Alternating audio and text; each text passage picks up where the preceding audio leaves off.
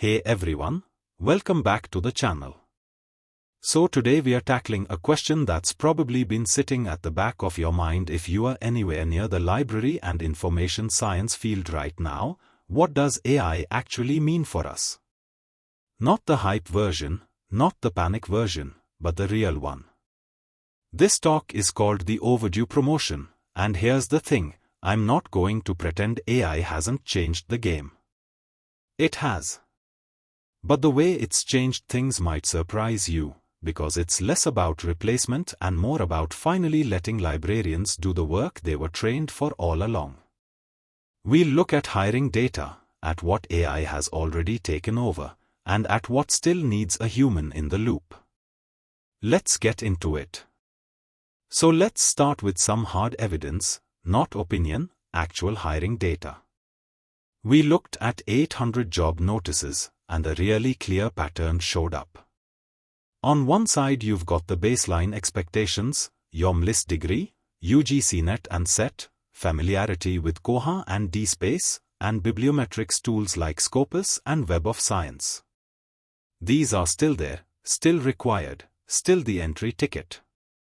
But on the other side, the frontier, is where things get interesting: AI literacy and responsible use, data analytics and visualization, plagiarism detection, and information systems management.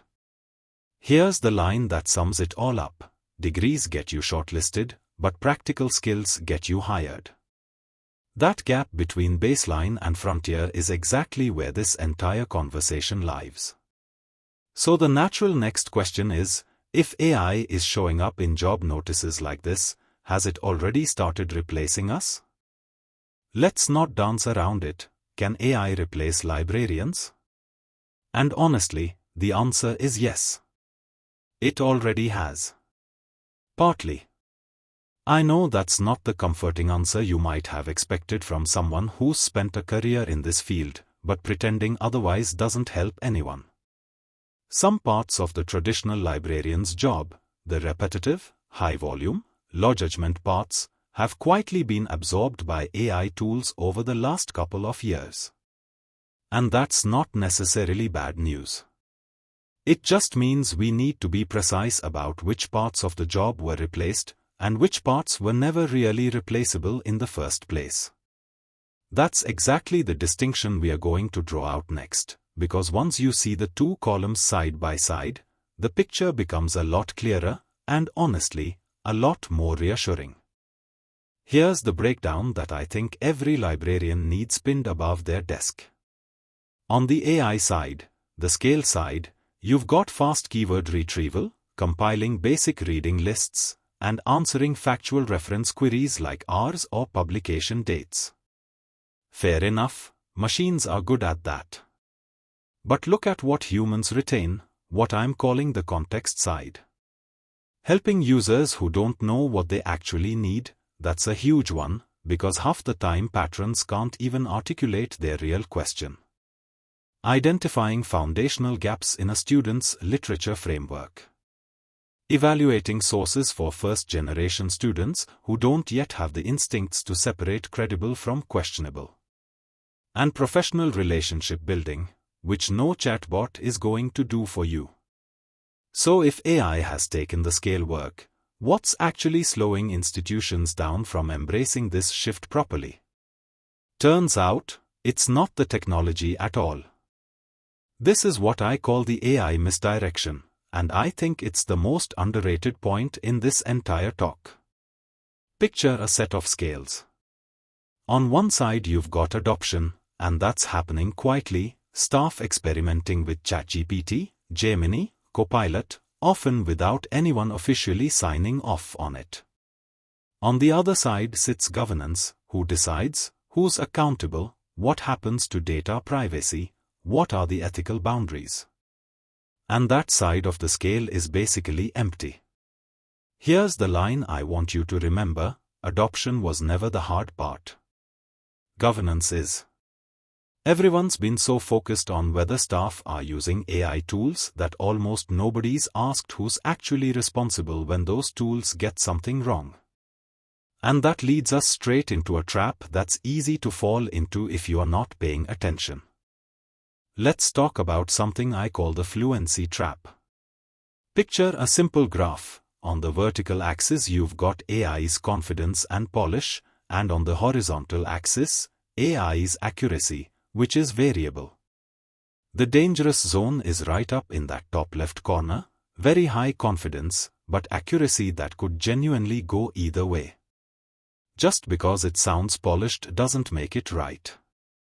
That's the whole trap in one sentence. AI-generated content reads smoothly, it sounds authoritative, and that's exactly what makes it risky, because our natural instinct is to trust things that sound confident. Libraries have spent an entire century teaching critical evaluation of sources, and honestly, that job just got a lot harder. So if adoption is already happening and the fluency trap is real, what does a genuinely mature response actually look like at the institutional level? This is what I call the Arizona model, and it's a useful mental image for institutional maturity. Think of it as a table resting on 3 pillars. First, decision rights, who decides what data an AI tool is even allowed to touch. Second, accountability, who actually answers when something goes wrong, because someone has to. And third, non-negotiables, where does human judgment remain mandatory, full stop, no exceptions.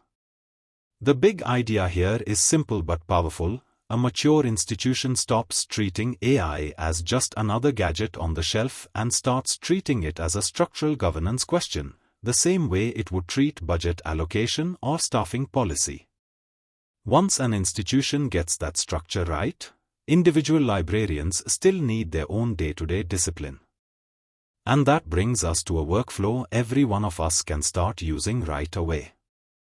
Here's a workflow you can actually apply tomorrow morning, and it comes down to 3 simple steps. Step 1. Verify the source. Don't take an AI-generated answer at face value. Trace it back to something real. Step 2. Disclose the tool. If you used AI to help produce a piece of work, say so, whether that's in a research guide, a report, or a student consultation.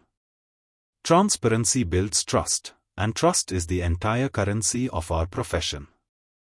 Step 3. Validate the output. Read it critically, check it against what you already know, and don't let polish substitute for proof. Verify, disclose, validate, that's the whole cycle, and it's deliberately simple so it actually gets used in practice.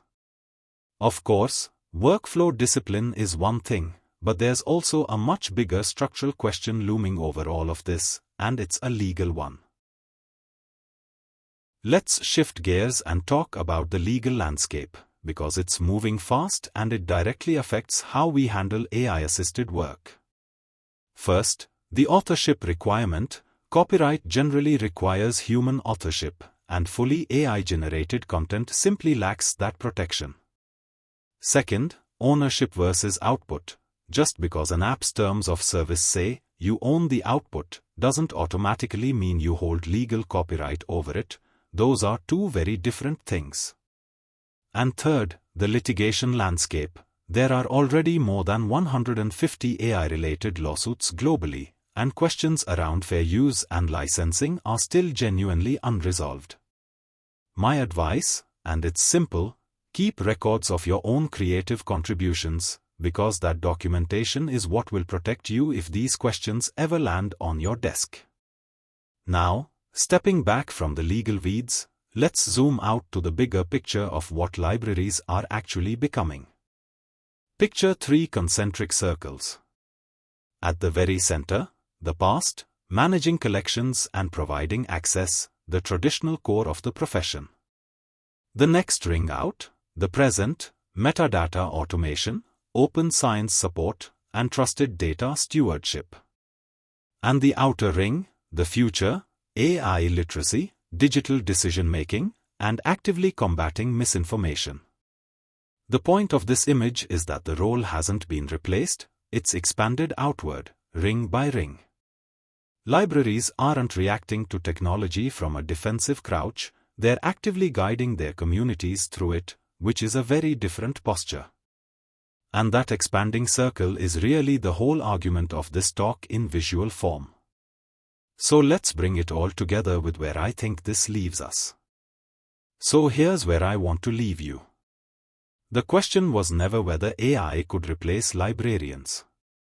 The real question is whether librarians will now finally do the job they were always capable of doing, with the time and the tools to actually do it properly. That's the reframe I want you to walk away with. This is not a threat, it is an overdue promotion. The routine, scale-based work is being taken off our plates, and what's left is exactly the kind of judgment, context, and trust building that machines still can't replicate. If this resonated with you, I'd love to hear your take in the comments. Are you seeing this shift play out in your own institution? Thanks so much for watching. Don't forget to like and subscribe for more on AI and library science, and I'll see you in the next one.